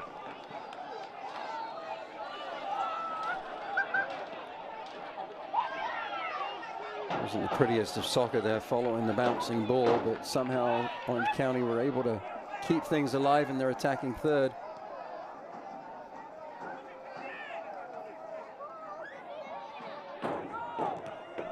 Stevanovic and to force a corner kick, and here it comes for Orange County. Like what I've seen from Stevanovic since he's come onto the pitch, he's really put forth good effort, attacking down the flank, always trying to win a corner kick or create an avenue for the cross. Ami Pineda does the honors here.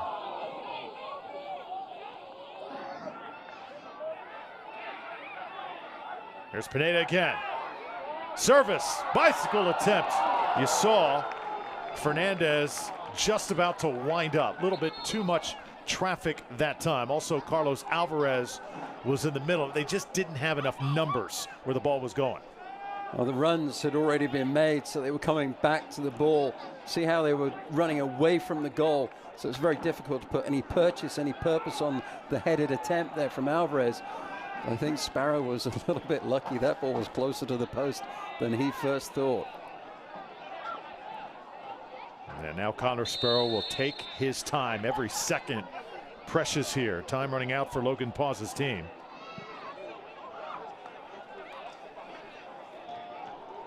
There'll be some time added on because we've had the substitutions in this second half. They seem to have that requisite 3 minutes added on. We'll see what the fourth official grants us momentarily, but you have to believe that there's time for at least 2 more good opportunities from Orange County.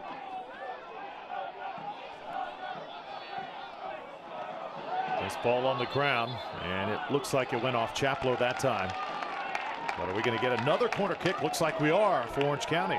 Well, Chaplow was a little fortunate to get the corner kick, but we've had some dangerous moments going down that left flank, crossing the ball into that near post area. Plenty of hope still inside the stadium here at Orange County Great Park.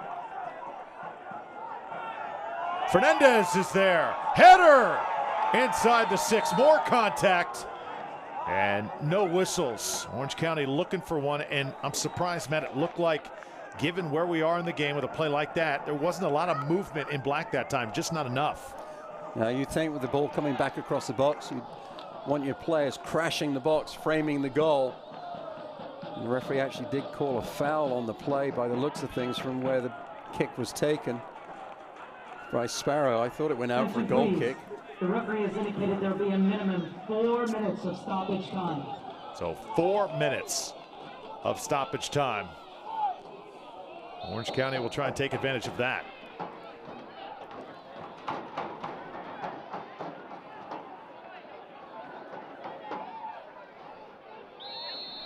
Desiree called offsides. You get a talking to from the official, kicking the ball out like that.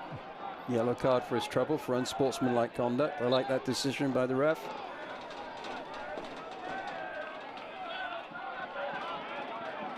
So yellow card for Desiree here in the 91st minute. Orange County SC conceded in the first minute of this contest to Chandler Hoffman and the Monarchs. And now Desiree and Real with a fabulous opportunity. Attacking from the right, got caught up that time, tumbles to the ground, and he is shaken up with no whistle in sight. He just waited too long. He couldn't make the decision whether he was going to take the shot or pass the ball to Velasquez. And in the end, the opportunities went begging for him. Certainly the Monarchs aren't going to want to kick the ball out of bounds. They want the clock to keep ticking. Desiree still on the ground. Here's a long shot, and the blast just a few feet to the right. Ball fell kindly. I think it was Van Ewijk who got the ball off the clearance. Not a good one from the defender. Chest to control, left-footed shot, just falling back away from the goal and dragging the left foot across the shot, putting it out of bounds for the goal kick. Seen tremendous goalkeeping here tonight. Connor Sparrow, the former Creighton University star, doing a good job. Clean sheet up to this point for Real. The other side, Charles Lyon, giving up 1 in the first minute. Since then, he has been under fire, and he has stood up to the task. Here's Velasquez again. Orange County is not going to miss this guy by any stretch. He has really kept them honest all night long. His change of direction is phenomenal.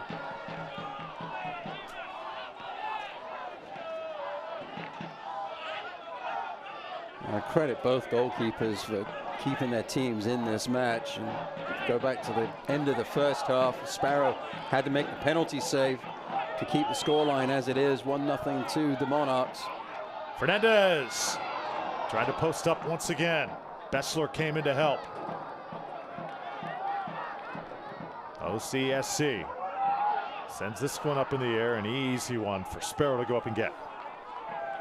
Always like it at the end of the match. The goalkeeper goes to ground like that, claims it so cleanly in the air, and then slowly tumbles to the turf because he knows he can take a little bit longer on the clearance. Desiree back up and running for Real. Here in the final minute of this contest, the Monarchs About to go on and win their 10th game of the season. Maybe one more chance for Orange County SC.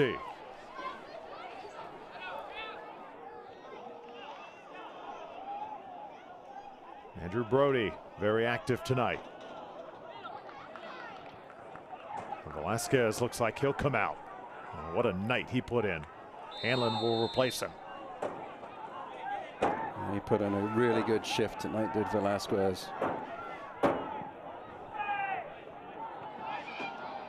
Orange County looking for the miracle here.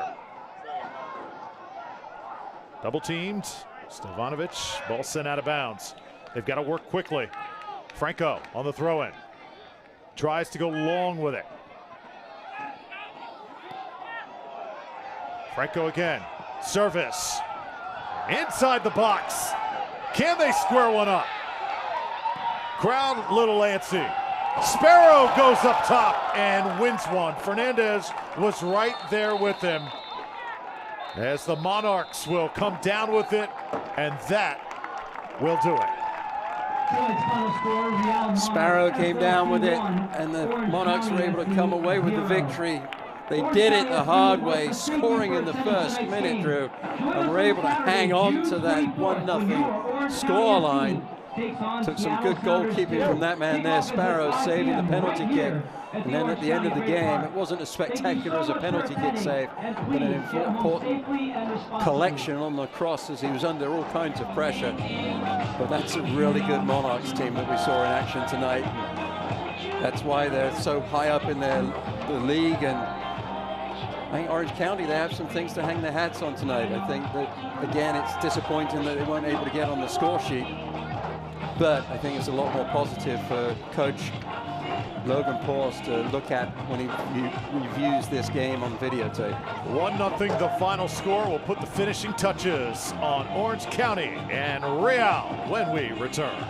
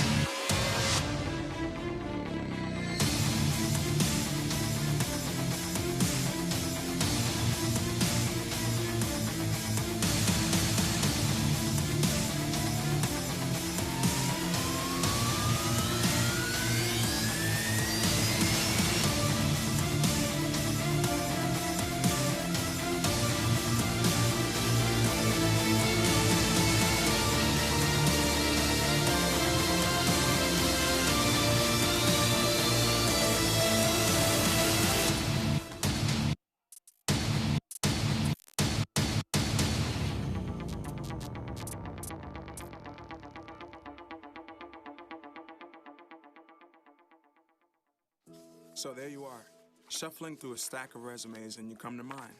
This is it, first impression, my way in. But can my resume show you how I truly stand out? Like that I was studying, going to night school while working 2 jobs just to help my parents pay for groceries. Or being the first one to always step up. No, that's something you just can't put on paper. Look beyond the resume and discover new ways to develop great talent that is dedicated, hardworking, and determined like me.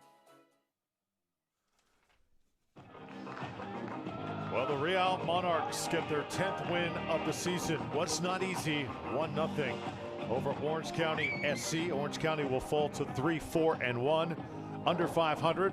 Meanwhile, Real continues their stellar season of play. This one was a game that was dominated for a period of time by the Monarchs. It started beautifully. Chandler Hoffman able to put one in the first minute. It was a beautiful ball served into the near post by Charlie Adams.